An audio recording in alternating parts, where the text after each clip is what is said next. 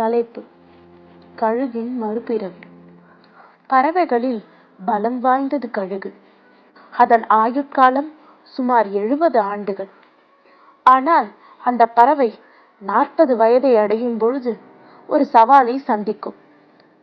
அதில் வென்றால் அதற்கு மறுபிறவி கிடைக்கும்.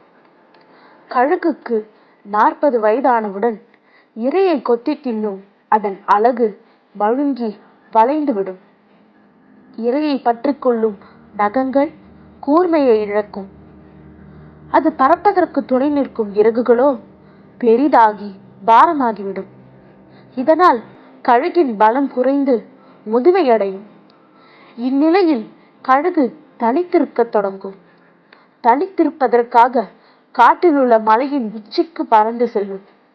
அங்கு சென்று தனது அலகின் மூலம் அதன் சிறகுகளையும் நகங்களையும் பிடுங்கி எறியும்.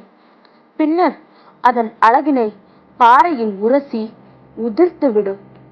இதனால் அதன் உடலெங்கும் தீராத வலியுடன் இரத்தம் சொட்டும். அப்போது அது ஒரு புதிதாய் பிறந்த கழுகின் அளவுக்கு உருமாறி இருக்கும். எவர் கண்ணிலும் படாமல் தனியாய் பாறைகளின் இடுக்குகளில் கிடைக்கும் சிறு புழுக்களையும் பூச்சிகளையும் தின்று உயிர் வாழும். இவ்வாறு தொடர்ந்து 3 மாதங்கள் தன்னை தனிமைப்படுத்தி கொண்டு கிடைத்ததை உண்டு உயிர் வாழ்ந்து அது வளர்ச்சி பெறும். 4ஆம் மாதத்தில் அதன் இறக்கைகள் நீண்டு நகங்களும் அலகுகளும் கூர்மையாக வளர்ந்து ஓர் இளம் பறவையாக மீண்டும் நீல வானில் சிறகடித்து பறக்கும். அதற்கடுத்த 30 ஆண்டுகளும் அது வானில் சக்கரவர்த்தியாய் வலம் வரும். 3 மாதம் தனித்திருத்தலின் மூலம் தனக்கு புதியதொரு 30 ஆண்டு காலத்தினை தனக்காக உருவாக்கிக் கொள்கிறது கழுகு. கழுகின் வாழ்க்கையிலிருந்து நமக்கு கிடைக்கும் ஒரு மிகப்பெரிய பாடம் என்னவென்றால், தனித்திருத்தல் என்பது புதிய வாழ்க்கையின் முதல் அத்தியாயம்.